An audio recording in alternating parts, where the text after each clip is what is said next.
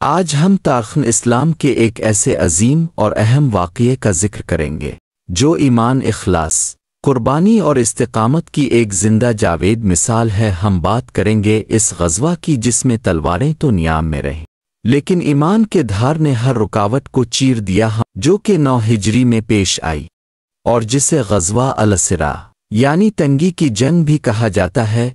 اسلامی ریاست مدینہ اب اپنے قدم جما چکی تھی، مکہ فتح ہو چکا تھا، قبائل اسلام میں داخل ہو رہے تھے اور عرب کی فضا میں اللہ کا نام گونج رہا تھا، لیکن دشمن صرف عرب میں نہیں تھا۔ اسلام کا پیغام رومی سلطنت کے دروازے تک جا پہنچا تھا، اور رومی جو کہ دنیا کی سب سے بڑی طاقت تھے، اسلامی ریاست کی ابھرتی ہوئی قوت سے پریشان ہو چکے تھے۔ رومیوں کو خبر ملی کہ اسلام صرف عرب تک محدود نہیں بلکہ وہ شام، فلسطین اور بازنطین علاقوں کی طرف بڑھ رہا ہے، لہذا انہوں نے اپنی طاقت مجتمع کرنا شروع کی۔ اکثر روم نے شام میں موجود اپنے گورنر ہرقل کو حکم دیا کہ وہ عرب کی سرحد پر ایک بڑی فوج تیار کرے تاکہ مسلمانوں کا مقابلہ کیا جا سکے۔ رسول اللہ کو خبر ملی کہ رومی سلطنت کی جانب سے ایک بڑی فوج تیار ہو رہی ہے۔ یہ وقت تھا فوری فیصلے کا تھا۔ اپنے مشورہ فرمایا اور مدینہ میں اعلان فرما دیا، رومیوں نے تمہارے خلاف اپنی فوجیں جمع کر لی ہیں، پس تم ان کے مقابلے کے لیے نکل کھڑے ہو۔ یہ سفر عام حالات میں بھی مشکل تھا، لیکن اس وقت حالات انتہائی کٹھن تھے۔ موسم شدید گرم تھا، مدینہ میں سورج آگ برسا رہا تھا، فصلیں تیار کھڑی تھیں، کسانوں کو نقصان کا خطرہ تھا، سفر طویل اور صحرائی تھا، دشمن کی طاقت بے پناہ تھی، رومیوں کی فوج لاکھوں میں تھی، مدینہ میں قحط کی کیفیت تھی۔ اسی وجہ سے اس غزوہ کو غزوہ الاسرا یعنی تنگی کی جنگ کہا جاتا ہے۔ رسول اللہ نے صحابہ کرام رضی اللہ عنہم سے اس جنگ کے لیے مالی مدد جمع کرنا شروع کر دیا۔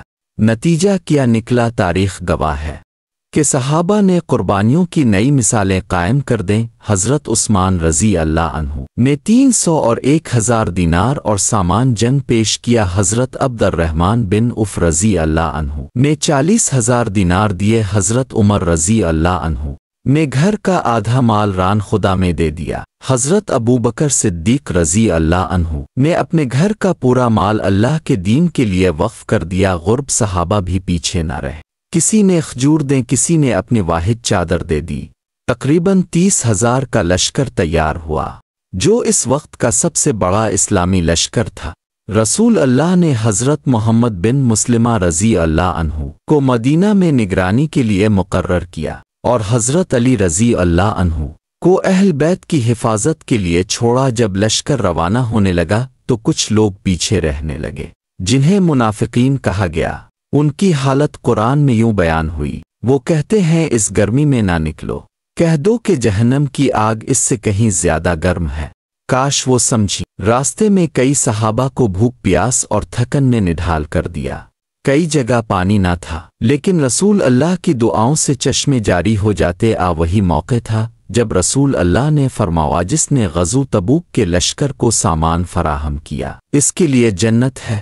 لشکر تبوک پہنچا، لیکن رومی فوج مسلمانوں جذبہ دیکھ کر سامنے آنے کی ہمت نہ کر سکی۔ کوئی لڑائی نہ ہوئی، لیکن اسلام کا رعب ہر طرف پھیل گیا۔ اسلام کی سیاسی طاقت واضح ہو گئی۔ واپس پر ان لوگوں کے لیے امتحان تھا جو جنگ میں شامل نہ ہو سکے۔